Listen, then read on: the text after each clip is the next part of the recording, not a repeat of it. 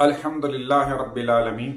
والصلاة والسلام علی سید الانبیاء والمرسلین اما بعد فاعوذ باللہ من الشیطان الرجیم بسم اللہ الرحمن الرحیم۔ حضرات محترم، آج ہم آپ کے سامنے بن بلائے گواہوں کی مذمت یا تحسین کے حوالے سے ایک تعارض کی تطبیق قائم کریں گے۔ چنانچہ حدیث پاک جو ترمذی شریف میں مذکور ہے،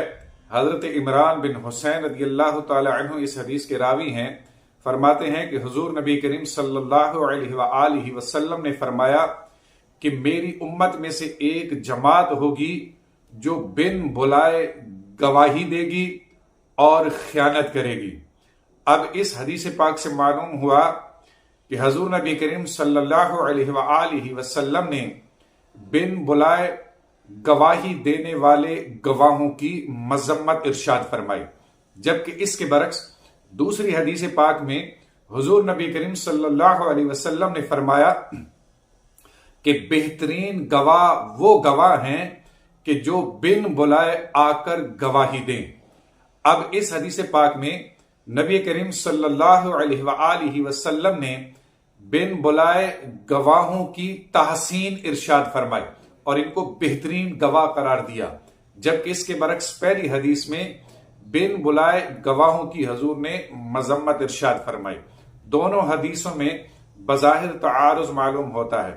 اب اس تعارض کے درمیان تطبیق اس طرح قائم ہوگی کہ یاد رکھیں، جس حدیث میں حضور علیہ الصلوۃ والسلام نے بن بلائے گواہوں کی مذمت ارشاد فرمائی، اس سے مراد یہ ہے،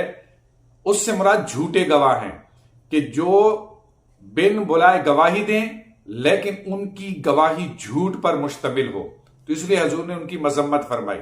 اور جس حدیث میں حضور نے بن بلائے گواہوں کی تحسین ارشاد فرمائی، اس سے مراد وہ بن بلائے گواہ ہیں کہ جو بغیر بلائے آ کر سچی گواہی دیں اور وہ اپنے کسی نقصان کی پرواہ نہ کریں۔ تو جس حدیث میں بن بلائے گواہوں کی حضور نے تحسین فرمائی، اس سے مراد وہ گواہ ہیں کہ جو مقدمے کی سچی گواہی دیں اور بغیر بلائے آ کر گواہی دیں۔ تو اب اگر اس تطبیق کو تسلیم کر لیا جائے تو احادیث میں تعارض بھی ختم ہو جائے گا اور اس حل کے بعد اختلاف بھی ختم ہو جائے گا۔